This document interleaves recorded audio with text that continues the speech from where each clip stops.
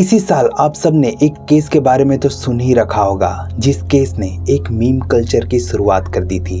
और ये केस कौन सा था उसके बारे में मैं बस एक शब्द कहूंगा और आप समझ जाएंगे कि मैं किस केस की बात कर रहा हूँ। और वो शब्द है नीला ड्रम। जी हाँ, मैं उसी मुस्कान के केस की बात कर रहा हूँ जिसने अपने पति को मार डाला अपने बॉयफ्रेंड के साथ मिलकर और उसकी लाश को डाल दिया एक नीले ड्रम में। जब पुलिस को वो लाश उस नीले ड्रम में मिली तब ये खबर सोशल मीडिया पर आग की तरह फैल गई और उसके साथ फैला एक डर नीले ड्रम का।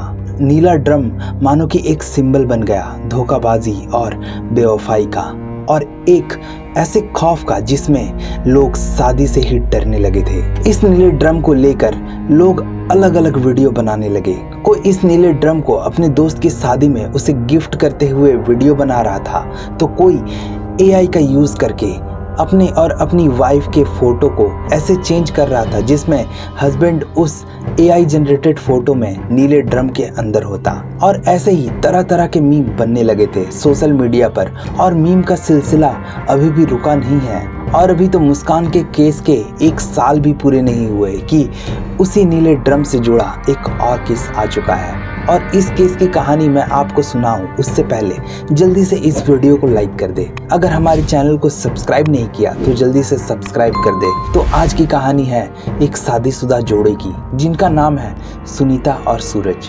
शाहजहांपुर यूपी में रहने वाले सूरज और सुनीता के 3 बच्चे थे। जो हस्बैंड था वो राजस्थान के अलवर डिस्ट्रिक्ट में एक जगह खैरथल तिजारा वहाँ एक ईंट के भट्टे में काम करता था। और जो ईंट की भट्टी थी वो उसके मकान मालिक की थी जिसका नाम था राजेश, जो प्रॉपर्टी के डीलर भी थे।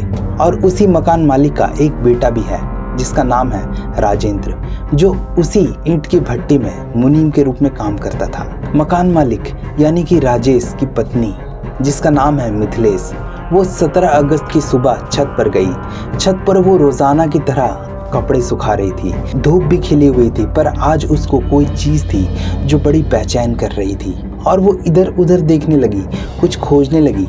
वो जो चीज थी जो उसको बेचैन कर रही थी दरअसल वो एक गंध थी और वो इधर उधर उसके सोर्स को ढूंढ रही थी।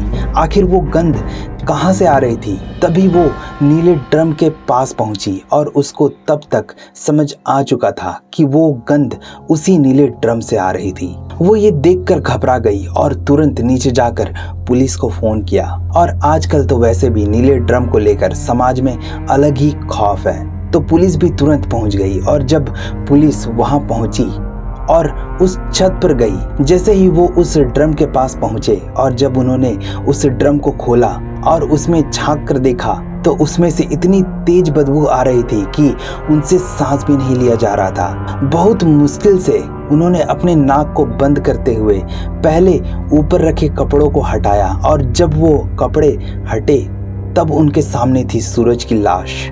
और लाश देखकर तो साफ था कि ये सूरज की बॉडी है और सूरज उसी घर पर अपने बीवी बच्चों के साथ रहता था जिस घर के छत पर उसकी लाश पड़ी हुई थी। और जब आगे पुलिस ने छानबीन की तो पता चला कि उसकी बीवी और बच्चे गायब हैं। और न सिर्फ उसकी बीवी और बच्चे बल्कि उस घर के मालिक का बेटा जितेंद्र वो भी उस दिन से गायब था।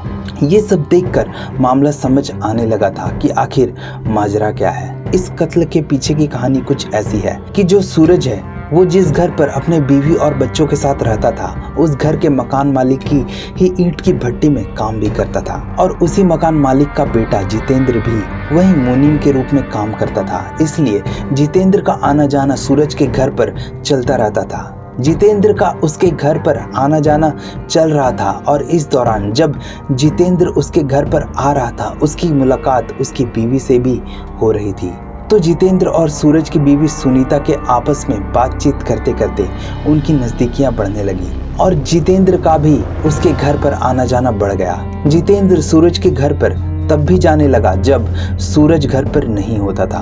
शुरू में तो सूरज को कुछ पता नहीं चला था क्योंकि सूरज को पीने की आदत थी और जितेंद्र पीने के बहाने से ही उसके पास जाया करता था। तब वो सूरज को कुछ ज्यादा ही पिला देता था और जब सूरज बहुत ज्यादा पीकर नशे में डूब जाता था तब वो उसकी बीवी के साथ वक्त गुजारता था। पर धीरे धीरे सूरज को भी जितेंद्र पर शक होना शुरू हो गया, क्योंकि जो कुछ भी हो रहा था उस चीज को सूरज का बेटा भी देख रहा था। हालांकि उसकी इतनी उम्र नहीं थी कि वो ज्यादा कुछ समझ सके, पर वो बातों बातों में अपने पिता को ये बता देता था कि वो अंकल इस टाइम पर घर पर थे, उस टाइम पर वो माँ के साथ बातें कर रहे थे। अब इस सब चीजों को सुनकर सूरज को शक होने लगा और गुस्से में वो सुनीता को डांटता और मारपीट भी शुरू कर दिया। और यही सिलसिला चलता रहा। वो पी कर आता और गुस्से में अपनी वाइफ को मारता पीटता। इस बीच जब उनके बच्चे भी बीच में आते तो उनको भी पीट देता था।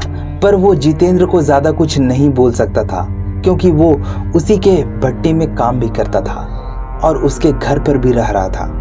इसलिए वो अपना सारा गुस्सा अपनी बीवी पर उतार रहा था, क्योंकि उसका बेटा आए दिन अपने पिता को उसकी माँ पर गुस्सा करते, उसे मारते पीटते हुए देखता था और सेम मारपीट उसके साथ भी हो रहा था। इसलिए उसकी नज़र में उसके पिता ही बुरे बनने लगे। और इसी बीच जब सूरज अपनी बीवी के साथ ज़्यादा मारपीट करने लगता तो जितेंद्र आकर उसकी माँ को बचा भी लेता था। तो इसी सब वजहों से सूरज के बच्चों की नज़र में जितेंद्र की इमेज अच्छी होने लगी थी और अपने पिता की छवि खराब होने लगी थी। और ये सब एक इंटरव्यू में जो बच्चा बोल रहा था उससे साफ झलक रहा था कि उसके पिता उसकी माँ को ऐसे मारते थे।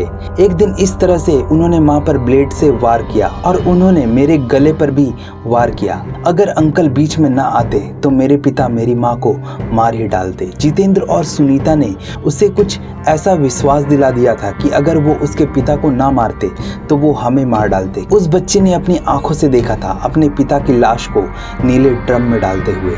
उस बच्चे ने उस दिन की पूरी कहानी एक इंटरव्यू में बताई कि उस दिन मेरे पापा, मम्मी और अंकल तीनों मिलकर पी रहे थे।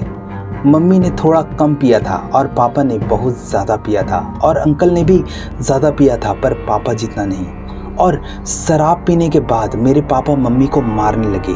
वो रुकने का नाम ही नहीं ले रहे थे, पर मजबूरी में आकर अंकल ने मेरे पापा को मार दिया। और जब उस बच्चे से पूछा गया कि उस वक्त तुम कहाँ थे, तब वो बच्चा बोला कि मैं वहीं पर था और देख रहा था कि मेरे पापा बेड पर पड़े हुए थे। मुझे लगा कि वो सो रहे हैं। फिर अंकल ने मुझे मोबाइल देकर जाने को कहा और मैं मोबाइल लेकर गेम खेलने लगा और खेलते खेलते ही सो गया। फिर जब रात को टॉयलेट करने के लिए उठा तब मैंने देखा कि मेरी माँ और वो अंकल मिलकर मेरे पापा को ड्रम में डाल रहे हैं। तब उस बच्चे ने उनसे कहा भी कि आप लोग ये क्या कर रहे हैं और क्यों कर रहे हैं। तब उन्होंने उस बच्चे को डांट डपट कर दूसरे कमरे में भेज दिया और उस ड्रम में सूरज की लाश डालने के बाद उसमें नमक और ऊपर से कपड़े डाल के बाद में ऊपर से बंद कर दिया।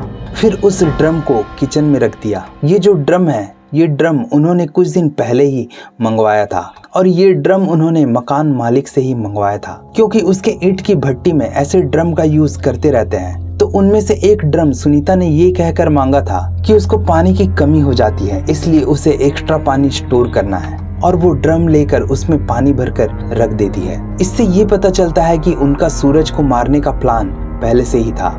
और 15 अगस्त के दिन सुनीता और जितेंद्र को वो मौका मिल भी गया। उस दिन पार्टी के बहाने वो सूरज के घर आकर जितेंद्र, सुनीता और सूरज तीनों एक साथ बैठे और ड्रिंक कर रहे थे। और वो सब ड्रिंक करने के बाद जब सूरज नशे में डूब चुका था और थोड़ा सा लड़ाई झगड़ा करने के बाद सो गया, तब सुनीता और जितेंद्र ने एक दूसरे को देखा और उसे उठाकर बेड पर लेटा दिया। और उसके बाद जितेंद्र ने एक तकिया उठाया और उस तकिए से पूरी ताकत लगाकर सूरज के मुंह को दबा दिया। सूरज थोड़ी देर तड़पता रहा, फिर उसकी सांसें बंद हो गई।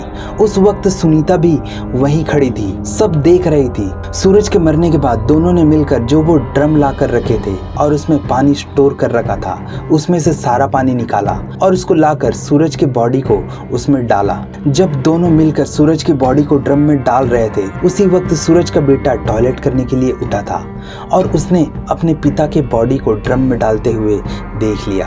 और उसके बाद वो अपनी माँ से पूछने लगा कि वो ये सब क्या कर रही है, और उसकी माँ उसको समझा बुझा कर वापस भेज देती है। फिर बॉडी को उसी ड्रम में डालने के बाद उसमें खूब सारा नमक डाला और ऊपर से कपड़ा डालकर उसको बंद कर दिया। सुबह सुबह उस ड्रम को छत पर रखा और सुनीता और जितेंद्र तीनों बच्चों के साथ वहां से भाग गए। अब क्योंकि उन्होंने इस बॉडी में नमक डाल दिया था तो वो बॉडी जल्दी से गलना शुरू हो गई थी और उसमें से तेज बदबू भी आने लगी। अब ये लाश मिल गई और पुलिस जितेंद्र को ढूंढ रही थी। अब जितेंद्र दूसरे शहर में जाकर ईंट की फैक्ट्री में काम खोज रहा था, पर अब ये खबर सोशल मीडिया पर फैल चुकी थी और जहां जितेंद्र काम खोजने गया था उन लोगों ने उसकी पहचान कर ली और तुरंत पुलिस को खबर दिया और पुलिस तुरंत पहुंच गई और उसको पकड़ लिया। अब वो दोनों सुनीता और जितेंद्र पुलिस के हिरासत में हैं। तो ये थी आज की कहानी, जिसमें मुस्कान की ही केस की तरह एक पति, एक पत्नी और उसका एक आशिक और एक नीला ड्रम भी था। हालांकि सुनीता ने ये बयान दिया कि उसका पति उसको मारता पीटता था और बहुत शराब भी पीता था, और क्योंकि वो जितेंद्र से प्यार भी करने लगी थी इसलिए उसने अपनी पति की हत्या की। पर आखिर में न ही उसका पति रहा न सुनीता और जितेंद्र अब साथ रह पाएंगे, क्योंकि अब दोनों को सजा भुगतनी पड़ेगी जिसमें उनकी जवानी तो बीत ही जाएगी। पर इन सब में उन बेकसूर 3 बच्चों का भी जीवन खराब हो गया जिनकी कोई गलती भी नहीं थी, पर फिर भी उनके सिर से माँ बाप का साया छिन गया। बाप तो रहा ही नहीं और माँ जेल चली गई। वो चाहती तो सूरज से अलग होने के लिए कानून का सहारा भी ले सकती थी, पर उसने वो रास्ता चुना जो उसे जेल की 4 दीवारियों तक ले गई। तो दोस्तों, ये थी हमारी आज की कहानी। तो कैसी लगी आपको हमारी आज की ये स्टोरी, हमें कमेंट करके ज़रूर बताएं और इस वीडियो को लाइक करना ना भूलें और इस वीडियो को शेयर करें अपनी दोस्तों और परिवार के साथ। तो हम जल्द ही मिलेंगे हमारी अगली वीडियो पर। तब तक के लिए अपना ख्याल रखें। धन्यवाद।